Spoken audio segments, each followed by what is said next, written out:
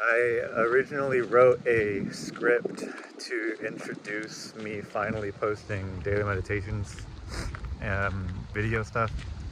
But really, I'm just a person who started off in life with a lot of creative energy, and then I did pursue it later on in my young adulthood, but I lost it. At least the practice of it. I lost the practice of it.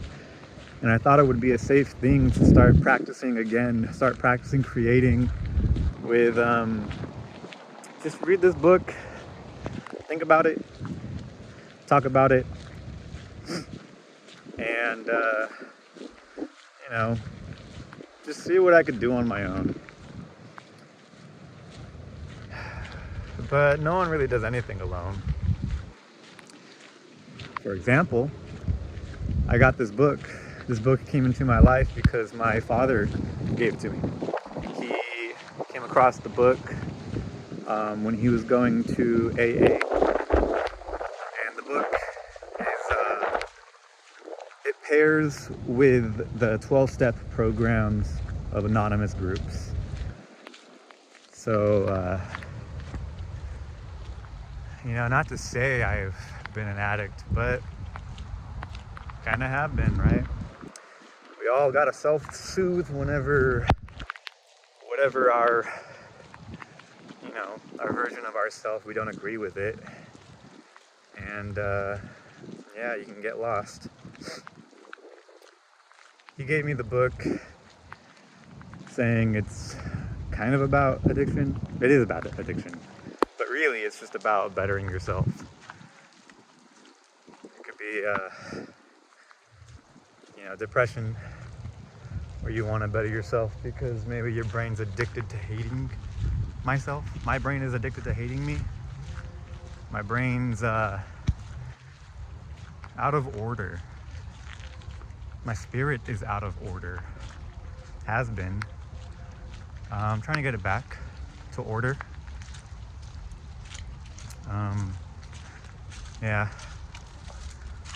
My dad of his earlier years, talking about his earlier years, when he was still going through hell, as he called it. And in my recent years, these last 3 years post-pandemic, I was going through hell. But maybe I was always going through hell and the pandemic let me look at it.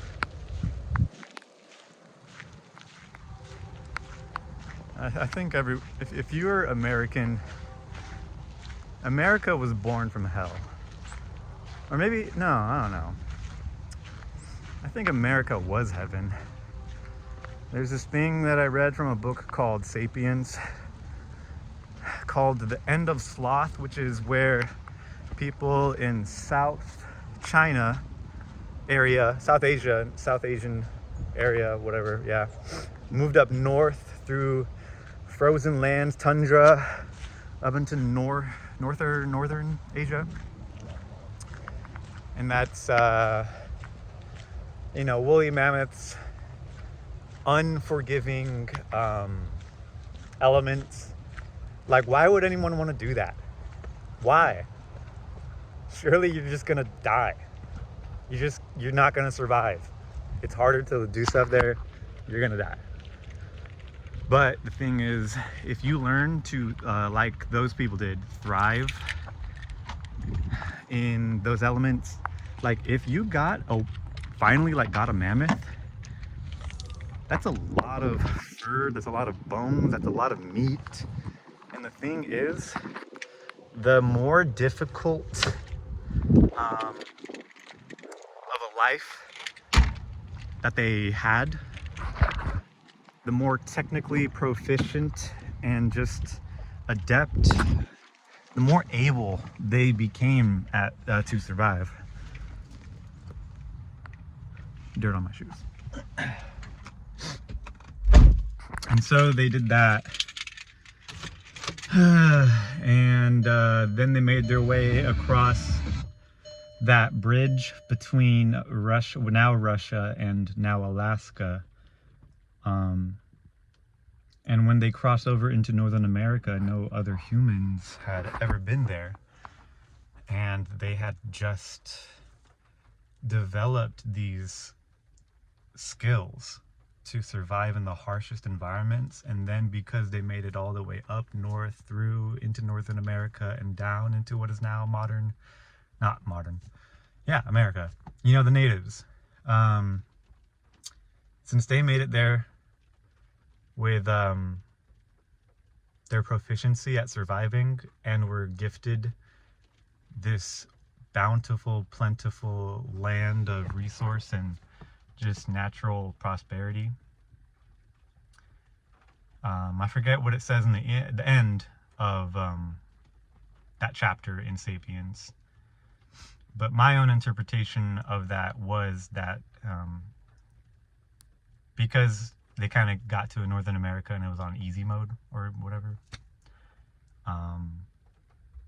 since surviving off the land was something they really just knew, I think that is why they were able to develop their deep connection and spiritualism and connection to the land. Yeah, so if you try to do things that are difficult, and you become adept at that, and you may find yourself in an easier circumstance, I think then it would be easier. It only makes sense to develop the higher pyramid of needs.